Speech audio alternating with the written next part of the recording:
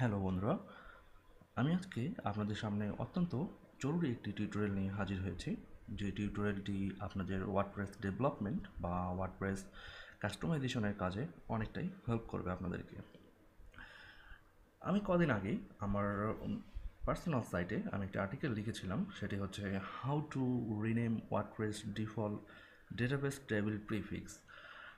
আপনারা ইতিমধ্যেই আমাদের আজকের টিউটোরিয়ালের শিরোনাম থেকে জেনে গেছেন ব্যাপারটি কী।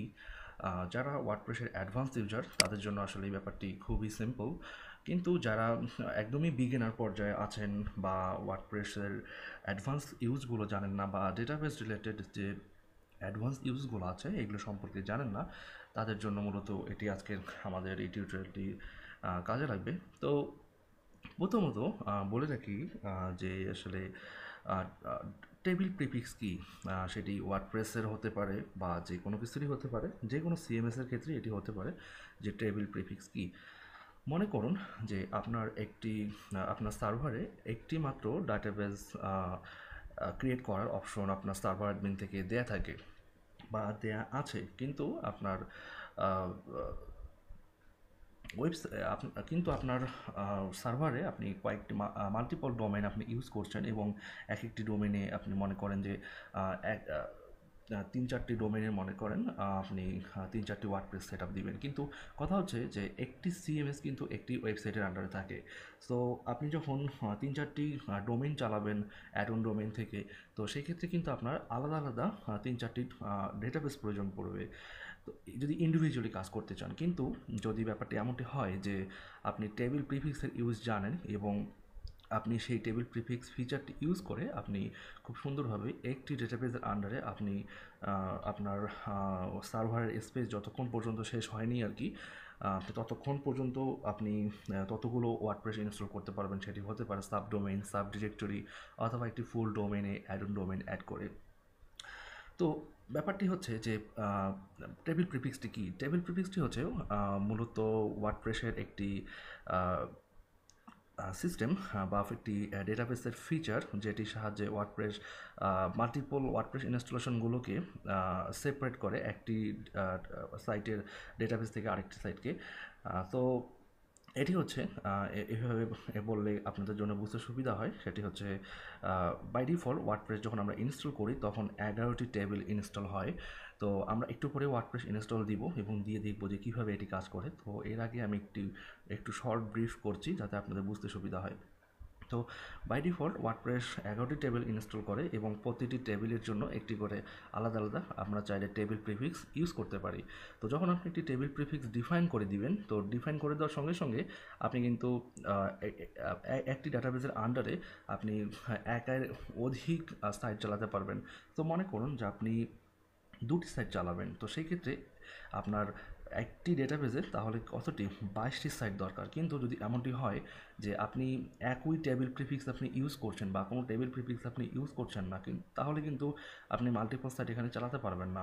ব্যাপারটি হচ্ছে যে একটি সাইটের ডেটাবেজের সঙ্গে অন্য সাইটের ডেটাবেসগুলো কনফ্লিক্ট করবে, কারণ ওয়ার্ডপ্রেস যখন আপনি ইনস্টল করবেন সেম নামেই প্রতিটি আপনার ডোমেইন বা প্রতিটি সাইটের জন্য কিন্তু সেম নামেই ডেটাবেজের মধ্যে টেবিলগুলো ইনস্টল হবে। সো যাতে করে আপনি একটি সাইটের টেবিলকে অন্য সাইটের টেবিল থেকে আলাদা করতে পারেন, এই আলাদা করার জন্যই মূলত টেবিল প্রিফিক্স ইউজ করা হয়। প্রতিটি ওয়ার্ডপ্রেসের টেবিলের সম্মুখে প্রিফিক্স মানে একদম শুরুর আগে, মূল নামের শুরুর আগে এটি ইউজ করতে হয়। তো এখন পর্যন্ত আমি মোটামুটি অনেকগুলো কথা বললাম। তো আমি এখানে একদম বিস্তারিত চিত্রভিত্তিক একটি আর্টিকেল লিখে রাখছি যে আসলে ব্যাপারটি কী। আপনারা এখানে দেখলে বুঝতে পারবেন যে বাই ডিফল্ট ওয়ার্ডপ্রেস 11টি টেবিল ইনস্টল করে। সো এই যে এখানে খেয়াল করুন যে এগুলো হচ্ছে টেবিল প্রিফিক্স WP আন্ডারস্কোর, এটি বাই ডিফল্ট ওয়ার্ডপ্রেসের টেবিল প্রিফিক্স থাকে। তো আমরা এটিকে চেঞ্জ করে অন্য একটি টেবিল প্রিফিক্সে এখান থেকে চেঞ্জ করব। তো মূলত এই আমাদের যে টেক্সট বেস টিউটোরিয়ালটি এটিরই একটি এডিশন হচ্ছে আমার আজকের এই টিউটোরিয়ালটি। তো চলুন আমরা একদম শুরু থেকে দেখব যে কীভাবে ওয়ার্ডপ্রেস ইনস্টল করে, ওয়ার্ডপ্রেসের টেবিল প্রিফিক্স সহ সেই বিষয়গুলো আমরা মানে ক্লিয়ারলি দেখি। তো প্রথমত আপনি একটি লোকাল হোস্ট সার্ভার ইনস্টল করতে হবে আপনাকে। সেটি আপনার হতে পারে জ্যাম্প অর ওয়াম্প এটি আপনার পার্সোনাল চুজ।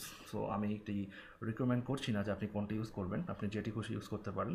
আমি এখানে ওয়াম্প সার্ভার ইউজ করছি এবং আপনার একটি ওয়ার্ডপ্রেস ফ্রেশ ইনস্টলেশন আমি ইনস্টল করব। সেটি হচ্ছে আমি আমার এই ওয়ার্ডপ্রেসটিকে ওয়াম্প সার্ভারের ভিতরে www এখানে আমি ওয়ার্ডপ্রেসটিকে ইনস্টল করব। তো আমি এটিকে স্টার্ট করছি। আচ্ছা, এর ফাঁকে আমরা একটি কাজ করে আসি, সেটি হচ্ছে আমি অ্যাডমিনে লগ ইন করি।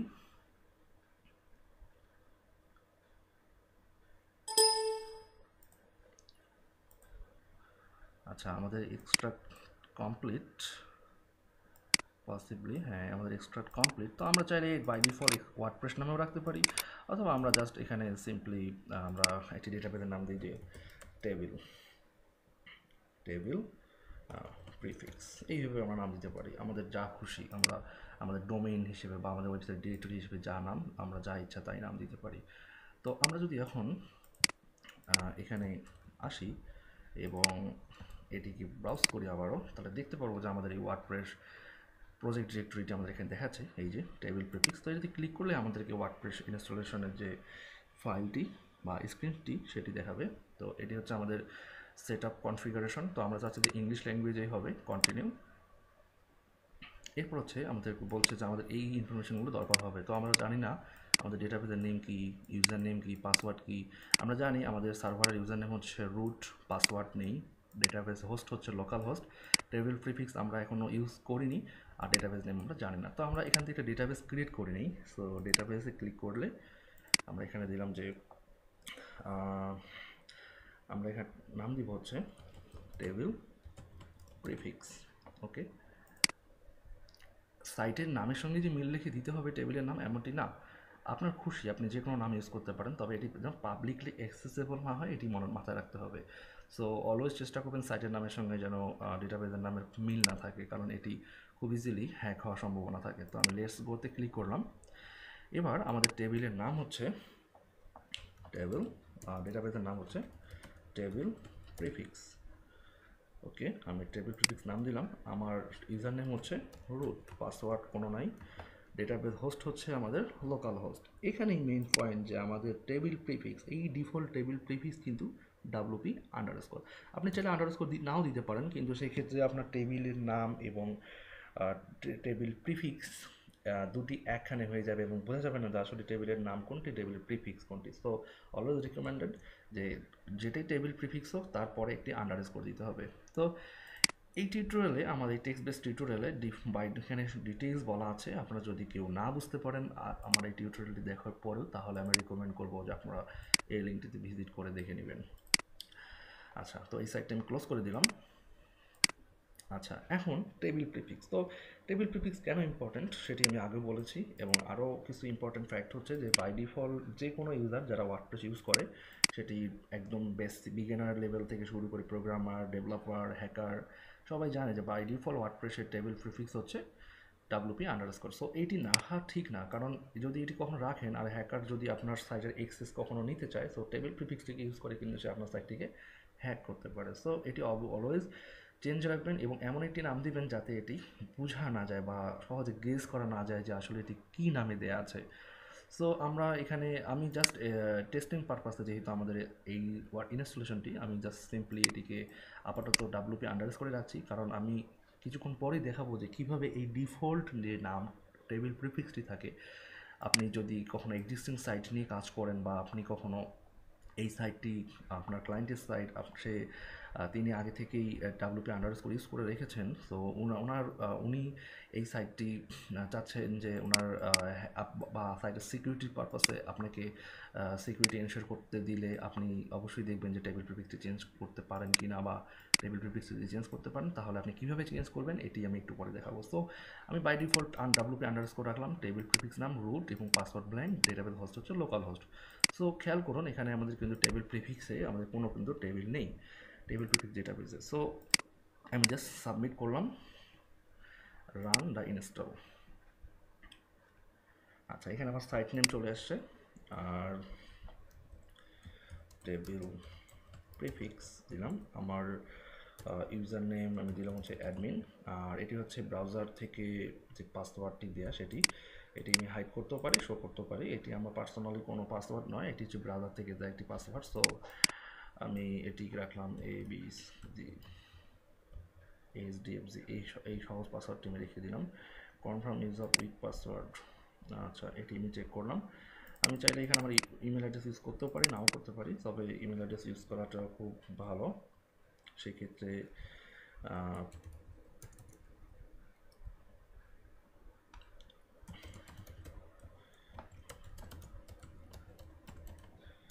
আমি আমার ইমেল ইউজ করলাম এবং আমি এটি চেক রেখে ইনস্টল ওয়ার্ডপ্রেস করলাম।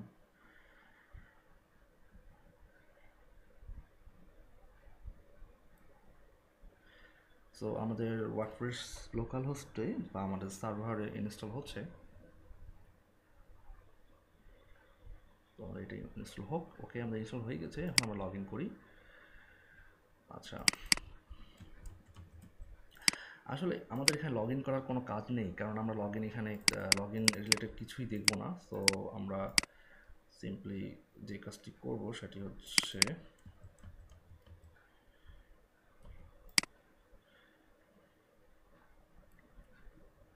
আচ্ছা আমাদের লগ ইন হলো। আমাদের লগ ইন নিয়ে কোনো কাজ নেই এখানে। আমরা মূল যে কাজটি দেখবো সেটি হচ্ছে এখন ডেটাবেসে কীভাবে আমরা টেবিল প্রিফিক্সটিকে আমরা রিনেম করতে পারি। সো দেখুন আমাদের কিন্তু ইনস্টলেশন হওয়ার পর আমাদের কিন্তু এখন এই অবস্থায় চলে আসছে এটি যে WP_, কমেন্ট মেটা, WP_, কমেন্টস এইভাবে করে। বাট হোয়াটসঅ্যাপে বাই ডিফল্ট কিন্তু টেবিলের নাম কিন্তু কমেন্ট মেটা, কমেন্টস, লিঙ্কস, অপশনস এগুলো কিন্তু WP_, এটি তো আমরা জানি যে যদি আমরা বাই ডিফল্টে রেখে দিই তাহলে হ্যাকাররাও হ্যাক করে আমার সাইটটিকে উড়াই দিতে পারে। সো কখনোই যেন এই বিষয়টি না হয় বা এইটি যেন কখনোই আমাদের সাইটের উপর কোনো ধরনের প্রভাব ফেলতে না পারে। সো এই জন্য আমরা কী করব, আমাদের যদি এক্সিস্টিং কোনো টেবিল প্রিফিক্সে WP_, থেকে থাকে, অথবা আমরা ভুল করে ওয়ার্ডপ্রেস ইনস্টল করার পর আমরা দেখে বা এবং অনেক কন্টেন্ট পাবলিশ করার পর আমরা জানতে পারছি যে এটি হচ্ছে আমাদের একটি সিকিউরিটি বাগ। সো আমরা তখন আমাদের এই ছোট্ট একটি SQL কমান্ড ইউজ করে আমরা এই WP_, কমেন্টটিকে রিনেম করতে পারবো। এই কমান্ডটি মূলত ওয়ার্ডপ্রেস রিলেটেড কোনো কমান্ড না, এটি হচ্ছে MySQL এর একটি কমান্ড। সো চিন্তার কোনো কারণ নেই, খুব সহজে আমি এই বিষয়টি আপনাদেরকে দেখাবো। ঘাবড়ানোর কোনো কারণ নেই, কারণ এটি খুব কঠিন কিছু না। সো আমি আরেকটি এক্সাম্পল এখানে আপনাদের সামনে প্রেজেন্ট করি। এটি আমি ওপেন রাখি, কারণ এই কোডগুলো কোথায় পাবেন আমি একটু পর দেখাই দিব। সো আমি জাস্ট এখানে এই ডেটাবেস সিলেক্ট থাকা অবস্থায়, টেবিল সিলেক্ট থাকা অবস্থায় আমি SQL ক্লিক করলাম।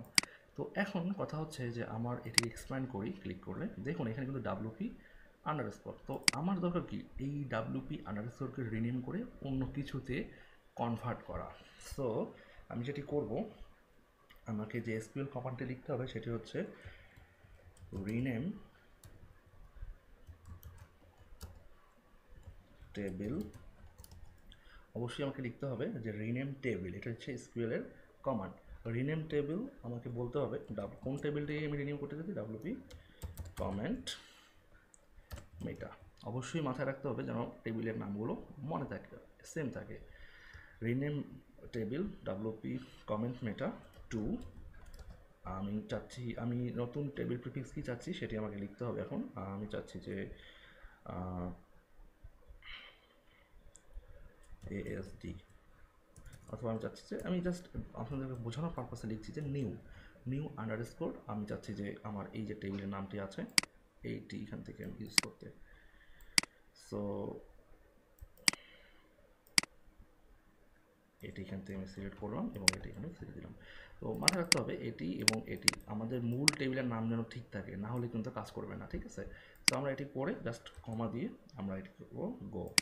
দেখি আমাদের SQLটি ঠিক আছে কিনা। হ্যাঁ, আমাদের অবশ্যই SQLটি ঠিক ছিল, অবশ্যই ঠিক ছিল। আপনারা ভিডিওটি পজ করে দেখবেন যে আপনাদের কমান্ডটি কিন্তু আমাদেরকে সাকসেস মেসেজ দিয়েছিল যে আমাদের কমান্ডটি সাকসেসফুলি কাজ হয়েছে।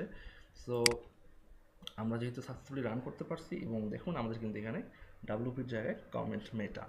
সো এটি কিন্তু এখানে চেঞ্জ হয়ে গিয়েছে, তাই না? সো এটি কিন্তু খুবই সহজ, কঠিন কিছু না। কিন্তু ব্যাপার হচ্ছে যে আপনি যখন একবার কমান্ড দিবেন একটি চেঞ্জ হবে, কিন্তু বাকিগুলো কি? সো এই বাকিগুলো চেঞ্জ করার জন্য আমি এখানে কিছু কমান্ড স্টেপ বাই স্টেপ এভাবেই লিখে রেখেছি, যাতে করে আপনারা এই কাজটি করতে পারেন এখান থেকে। এই যে এখান থেকে এই পর্যন্ত আপনারা এই SQL কমান্ডটি কপি করে নেবেন।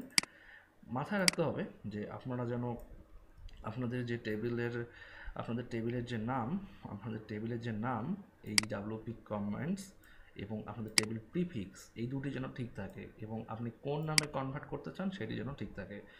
টেবিল প্রিফিক্সের পর অবশ্যই একটি আন্ডারস্কোর দিবেন, দেন যদি মাল্টিপল লাইন হয় সেমিকোলন দিয়ে শেষ করতে হবে এবং গুড প্র্যাকটিস হচ্ছে অলওয়েজ সেমিকোলন ইউজ করা একটি লাইনকে টার্মিনেট করার জন্য। সো আমরা যে কাজটি এখন করব সেটি হচ্ছে আমাদের বাদ বাকি যে আরও 10টি টেবিল আছে সেই 10টি টেবিল এখানে অটোমেটিক্যালি কপি করাই ছিল আগে থেকে, আমি জাস্ট গো দিব। দেখুন আচ্ছা আমাদের এখানে আচ্ছা এটি এইভাবে করা যাবে না, এখান থেকে বের হতে হবে, আবার বের হয়ে আমাকে আসতে হবে ডেটাবেস থেকে আসতে হবে এসকিউএলে। আমি যদি কোনো টেবিলের মধ্যে সিলেক্ট থাকি, আমাকে টেবিলের মধ্যে সিলেক্ট থাকা যাবে না, আমাকে অবশ্যই আসতে হবে টেবিল প্রিফিক্স মানে ডেটাবেসে আসতে হবে, দেন এসকিউএল, দেন এটাকে আমি পেস্ট করতে পারি, দেন গো। আচ্ছা এখানে বলছে rename table WP comments two, এখানে বলছে যে নিউ কমেন্টস অলরেডি এক্সিস্ট। আচ্ছা আমরা একটু আগে যে আমরা যে এসকিউএল কোয়েরিটি রান করেছিলাম, মেবি এটার কারণে কোনো একটি ইম্প্যাক্ট এখানে হয়ে গেছে। আমরা দেখি রিফ্রেশ দিয়ে যে চেঞ্জ হয়েছে কিনা আমাদের টেবিল। আচ্ছা আমাদের কিন্তু অলরেডি চেঞ্জ হয়ে গিয়েছে, তাই না? দেখুন আমাদের কিন্তু এখানে অলরেডি চেঞ্জ হয়ে গিয়েছে, কিন্তু যদি এটি চেঞ্জ না থাকতো তাহলে কিন্তু আমরা চেঞ্জ করতে পারতাম। আচ্ছা নো ম্যাটার, আমরা আরেকবার ট্রাই করে দেখি যে আমরা এখানে কীভাবে করতে পারি। আমি তো সিঙ্গুলারভাবে দেখালাম, এখন আমি যদি সবগুলো একখানে করতে চাই, যেহেতু ব্যাপারটি খুব ভালোভাবে দৃষ্টিগোচর হয়নি, আমি ব্যাপারটি আবার দেখাচ্ছি। আমার দরকার কি, আমার দরকার হচ্ছে রিনেম। আচ্ছা এগুলো সবগুলো অলওয়েজ এসকিউএল কমান্ডগুলোকে বড় হাতের ইউজ করা উচিত, বড় হাতের ইউজ করবেন, তাতে করে এসকিউএল আর নর্মাল যে লাইন এগুলোর মধ্যে ডিফারেন্সটা কি এগুলো বোঝা যাবে। সো আমার এখন দরকার কি, নিউ কমেন্টস মেটাকে দরকার আমার। আচ্ছা আমি এটাকে কপি রাখি, WP কমেন্ট, আচ্ছা এটিকে WPর জায়গায় জাস্ট নিউ, আচ্ছা এখানে আমি টেস্ট করে দিই এটাকে, পেস্ট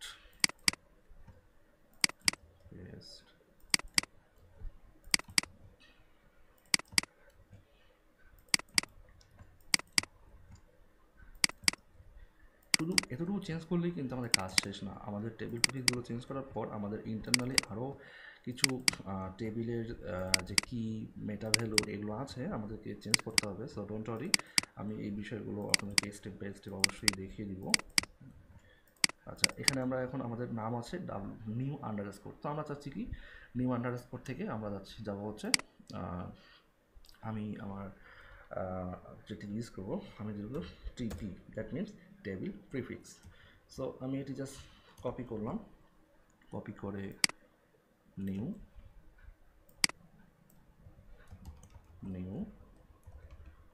থেকে আমি চাচ্ছি যে টিপিতে আসবে।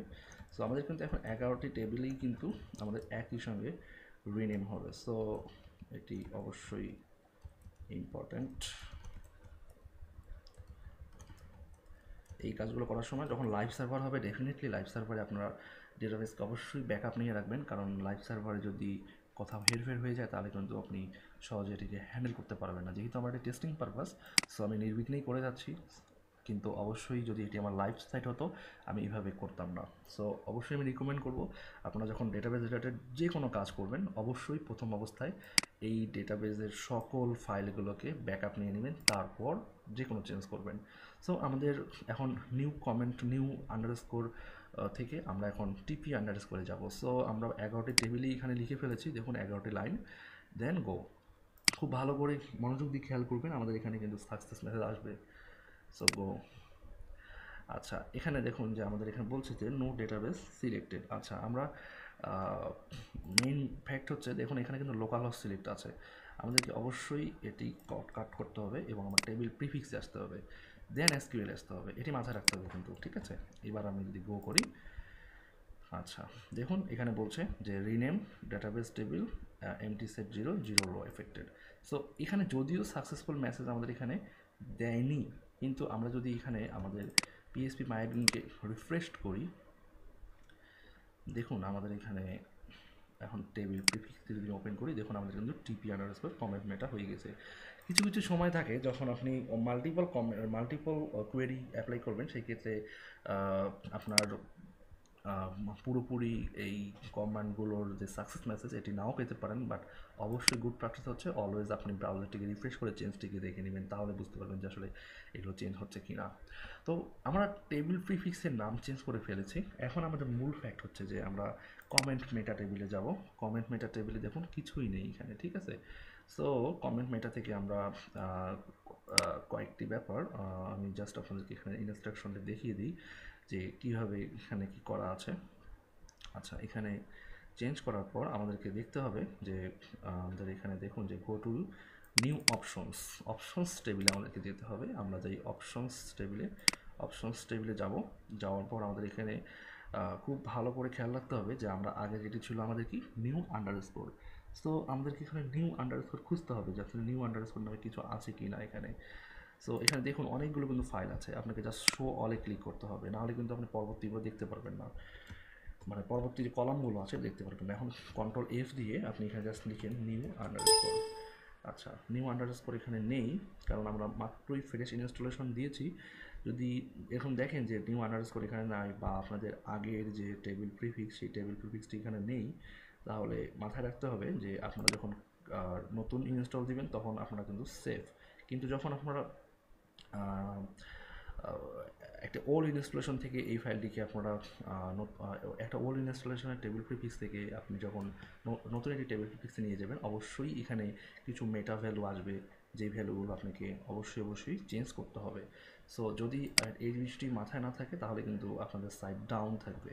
এবং আরেকটি মেজর ব্যাপার সেটি হচ্ছে যে আমাদের এখানে আমি লোকাল হোস্টে আসি এই ওয়াম্পে, এবং আমাদের ওয়াম্পের পর ডাব্লিউ টেবিল প্রিফিক্স, এবং এখানে আমাদেরকে কনফিগ ফাইলে এসে আরেকটি মেজর চেঞ্জ করতে হবে। আমি দেখিয়ে দিচ্ছি মেজর চেঞ্জটি না করলে কি হয়। আমি এখানে নিচের দিকে আসলে দেখবেন যে এখনও কিন্তু টেবিল প্রিফিক্স ডাব্লিউপি আন্ডারস্কোর আছে, কিন্তু আমি যদি এখন আমার এই সাইটটিকে ব্রাউজ করি, এখান থেকে, তাহলে কি আসতে পারে দেখুন।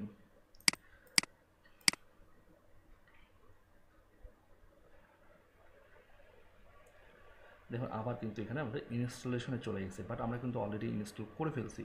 কিন্তু আমি যদি ব্যাপারটি এমন হয় যে আমি এখানে আমি দিব হচ্ছে টিপি আন্ডারস্কোর, তাহলে আসলে কি আর রেজাল্ট আসে আমাকে এখানে দেখতে হবে যে আমার এখানে কী রেজাল্ট আসে। So refresh. আচ্ছা দেখেন অলরেডি ইনস্টল, ঠিক আছে। এখানে কিন্তু দুটি পার্থক্য, আমরা যখন টেবিল প্রিফিক্স পাল্টাইনি তখন ছিল কি ইনস্টলেশনের যে প্রথম প্রসেসটি ছিল ল্যাঙ্গুয়েজ সিলেকশন, সেটি আমরা যখন টেবিল প্রিফিক্স পাল্টিয়ে দিলাম তখন কিন্তু অলরেডি ইনস্টল। এখন লগ ইন করি আমরা আবার। আচ্ছা লগ ইন করি। আচ্ছা you have not sufficient permission, okay no problem. কারণ পারমিশন নেই এই কারণে কারণ আমাদের টেবিল প্রিফিক্স অনেক জায়গাতেই এখনও আনচেঞ্জড আছে। সো আমাদেরকে এই বিষয়গুলো একটু দেখতে হবে ভালো করে যে কোথায় কোথায় এই জিনিসগুলো আছে। সবচেয়ে বেটার আমি এখানে দেখুন, আমি এখানে আমাদের go to options table and find user role, ঠিক আছে। ইউজার রোল থেকে আমরা যেটি চেক করবো সেটি হচ্ছে দেখুন এই যে ডাব্লিউপি ইউজার রোল, ওকে। এই যে ডাব্লিউপি ইউজার রোল, এখানে কিন্তু ডাব্লিউপি ইউজার রোল রাখা যাবে না। তো কয়েকটি মেইন আমাদের ভ্যালু আছে যেগুলোকে আমাদেরকে চেঞ্জ করতে হবে। এখানে ডাব্লিউপি ইউজার রোলের জায়গায় টিপি আন্ডারস্কোর ইউজার রোল, এটি একটি। এরপর আরও যা আছে ডাব্লিউপি আন্ডারস্কোর এই জিনিসগুলো আপনাদেরকে ম্যানুয়ালি খুঁজে বের করতে হবে। ম্যানুয়ালি যদি খুঁজে বের করতে না পারেন তাহলে কিন্তু সাইট রান করবে না। আর যেহেতু এটি অনেক একটি সিকিউরিটি পারপাস বা অনেক বড় একটি ব্যাপার, আপনাদেরকে মাথায় রাখতে হবে যে কীভাবে এই জিনিসটি আপনারা মেনটেন করবেন। সো এবার যেতে হবে যে go to your new underscore user meta. তো ইউজার মেটা টেবিল যেটি আমাদেরকে শেখাতে দিতে হবে ইউজার মেটা টেবিল। আচ্ছা ইউজার মেটা টেবিল, সরি এখানে এইভাবে কাজ করবে না কারণ এটি আমাদের টেবিল প্রিফিক্সটি চেঞ্জ হয়ে গিয়েছে। আমাদেরকে রিফ্রেশ দিতে হবে, এবং আমাদেরকে যেতে হবে হচ্ছে ইউজার মেটাতে গিয়ে আমাদেরকে দেখতে হবে এখানে এই যে দেখেন WP capabilities, WP user level.